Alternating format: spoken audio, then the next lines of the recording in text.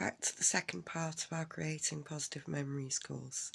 You'll know by now that my name's Ray and I'm a recovery practitioner for Hafal in Gwent.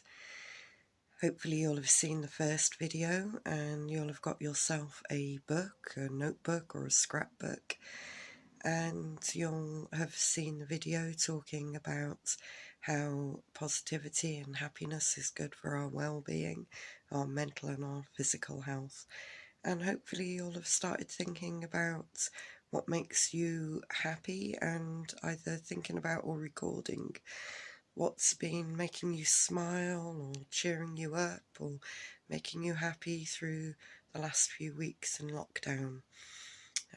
I've been recording what's been making me smile over the last couple of weeks. What's been making me happy?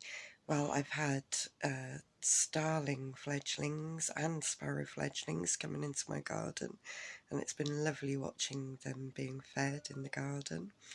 I've had lots of flowers come into bloom, and because I've been shielding, it's been wonderful in the last couple of weeks that I've been able to actually get out and go and visit a couple of people. My friend who's also been shielding, I've been able to go and visit her in her garden, and I've been able to go and visit my daughter and have some alone time with her in her garden.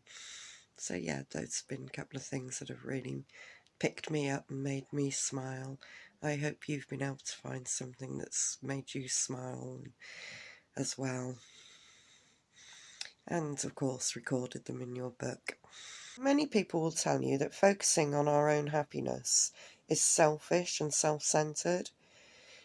And if that was all you ever did, then that might be true. But our moods do affect others. You've only got to spend time with someone who's in a grumpy mood to know that's true. And there's no doubt about it that happy people spread happiness. So the social scientists, Christakis and Fowler, proposed a theory called the 3 degrees of influence. They looked into the ripple effect of people's behaviour. So they showed that if your positive attitude affects not just your friends, but also their friends, and then one more again. Just think about the fact that if you are walking down the street and someone smiles at you, that tends to pick you up a bit. So you're more likely to smile at someone else. And then they're probably more likely to smile at someone else again. Happiness does have a knock-on effect. At this point when I run a group, we normally have a chat about the different ways in which people express happiness. A bit difficult to do when I'm sat in the room on my own talking to you over the internet. But if you think about it, happiness isn't just about smiling, and sometimes it's not about smiling at all. People can have quite fake smiles, and smiling isn't just about what you do with your mouth. Smiling can also show in the eyes.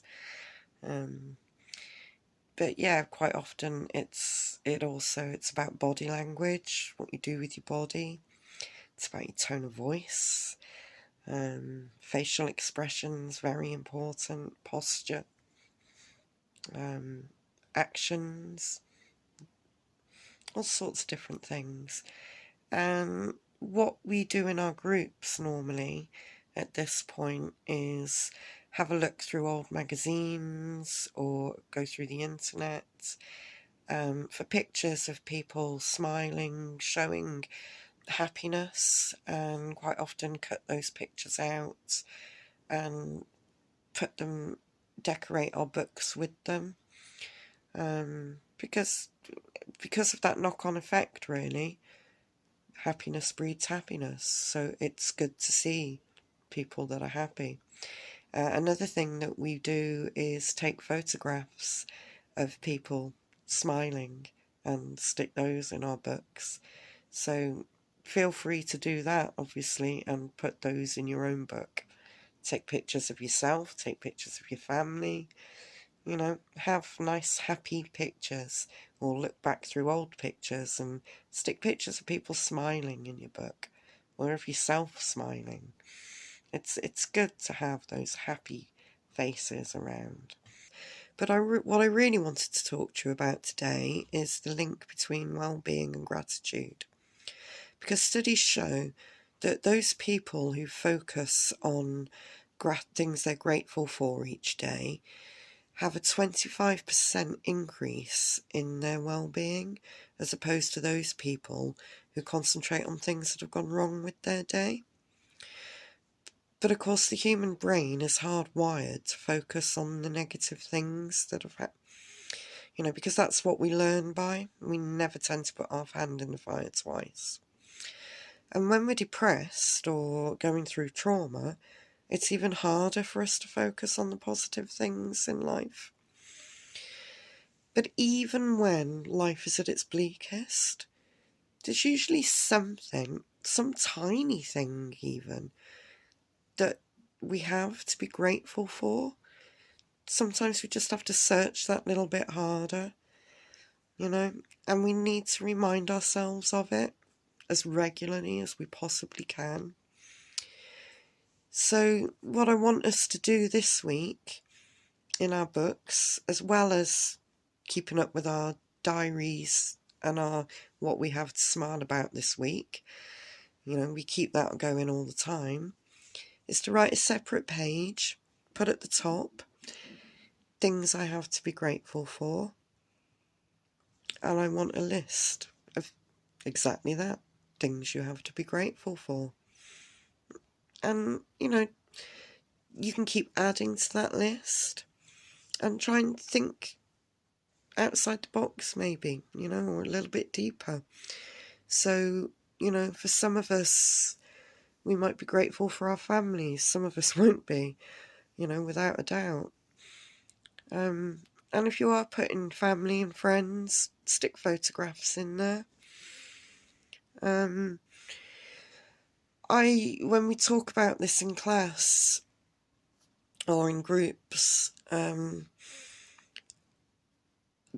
things that come up are things like our health, if you've got good health. I always say I'm grateful as a female to be born at this time in history in the country that I live in, because while things may not be perfect yet, they're much better than they have been at any other time in history, and certainly compared to some other countries in the world at the moment even. I'm grateful to be living in a house, to have shelter. I wouldn't like to be homeless. I'm grateful that I've got running water and clean water. At the moment during lockdown, I'm grateful to have a garden to sit in. I'm grateful to have my daughter living in the same house, to have company.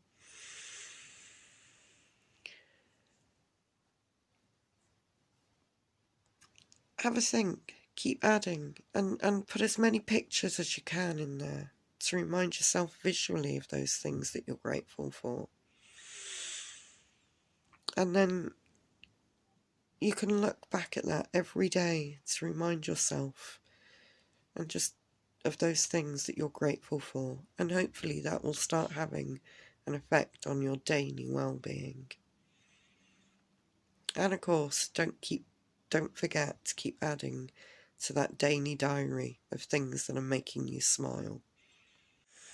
So thank you for listening, and hopefully you'll join me for my next Great and Positive Memories course. And if you are interested in any of the other videos Hafal are making at the moment, please have a look at Hafal Facebook page, or join us on Instagram or Twitter or YouTube. You'll find us at Hafal Telly on YouTube. And see you next time.